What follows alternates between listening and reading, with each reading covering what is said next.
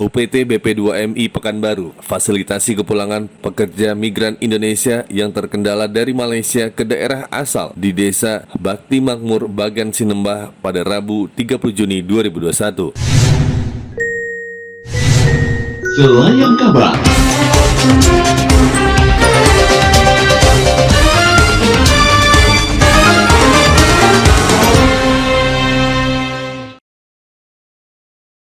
Napsiah bersama putrinya yang masih berumur 7 bulan tiba di Bandara Sultan Syarif Kasim II, Pekanbaru setelah sebelumnya menjalani karantina selama 5 hari di Wisma Atlet Pademangan, Jakarta Pusat. Pekerja migran Indonesia yang berangkat ke Malaysia secara unprocedural ini bekerja sebagai pramusaji di Malaysia selama 2 tahun dengan gaji Rp1.000 per bulan dan ditahan di depo imigrasi di Perak, Malaysia selama kurang lebih 12 bulan karena tidak memiliki dokumen yang lengkap.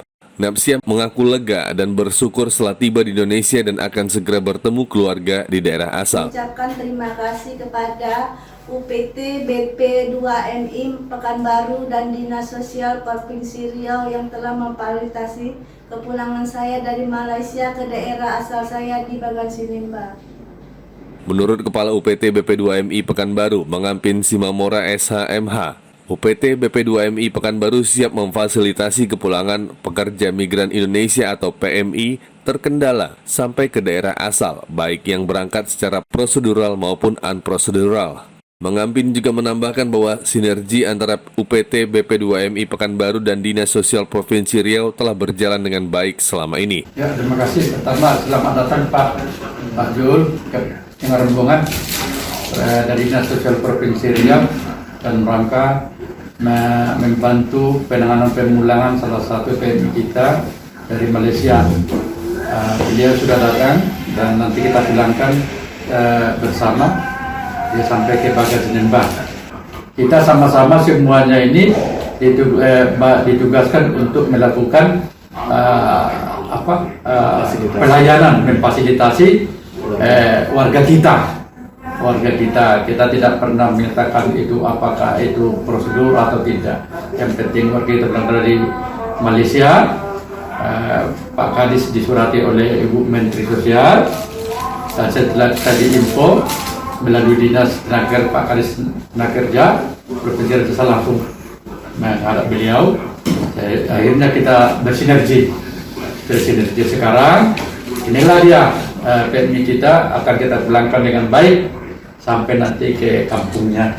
Sementara itu menurut Kepala Dinas Sosial Provinsi Riau Tengku Zul Effendi SHMSI yang juga turut hadir mendampingi proses pemulangan PMI tersebut, sinergi dan koordinasi antara pemerintah pusat dan daerah harapannya dapat terus berlanjut ke depannya, terutama dalam menangani pemulangan PMI ke daerah asal. Tengku Zul Effendi juga menambahkan bahwa masyarakat harus terus diberikan edukasi bekerja ke luar negeri secara prosedural.